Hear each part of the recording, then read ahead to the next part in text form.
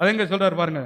அந்நாளில் உன் தோளி நின்று அவன் சுமையையும் உன் கழுத்து நின்று அவன் துக்கமும் அவன் நுகமும் நீக்கப்படும், அபிஷேகத்தின் நுகம் முறிந்து போகும். கவனிங்க, இந்த பிரச்சனைக்கு தீர்வு என்ன?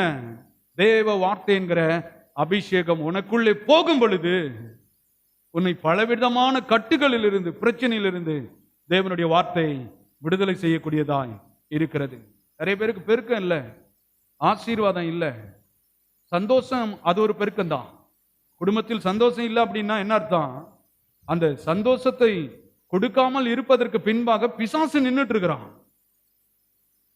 ஏன்னா சந்தோஷம் பெருகிடக்கூடாது. சந்தோஷம் பெருக்கமா இருந்தா கணவன் மனைவிக்குள்ள ஒரு ஒற்றுமை இருக்கும், பிள்ளைகளுக்குள்ள ஒரு ஐக்கியம் இருக்கும். ஒரு பிசினஸ்ல ஒரு 2 பேருக்குள்ள ஒரு ஐக்கியம் இருந்துச்சுன்னா அந்த தொழில் அற்புதமாக இருக்கும். அதனால சொல்றாரு, இருவர் ஒருமனப்பட்டால் நீங்கள் வேண்டிக் கொள்வது எதுவோ அது உங்களுக்கு. அப்படின்னா என்ன? கணவனா இருக்கட்டும் மனைவியா இருக்கட்டும், 2 பேருக்கும் என்ன மனம் வேணும்? ஒரு மனம் வேணும். இங்க உலகத்தில் இருக்கு பாருங்க, நான் ஒரு கொடியை ஏத்துனா இன்னொருத்தன் என் கொடியை விட அவன் ஐடியா ஏத்துறான். இன்னொருத்தன் சொல்லுவான், உங்க 2 பேர் கொடியை இப்படி இருக்கு, அதை விட நான் ஐடியா ஏத்துறேன். இப்படிதான் நிறைய குடும்பத்தில்.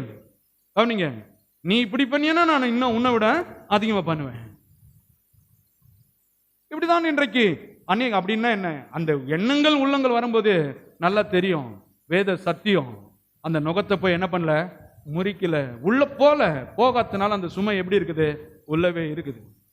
இந்த பாரம் அமுச்சிட்டு தான் இருக்குது.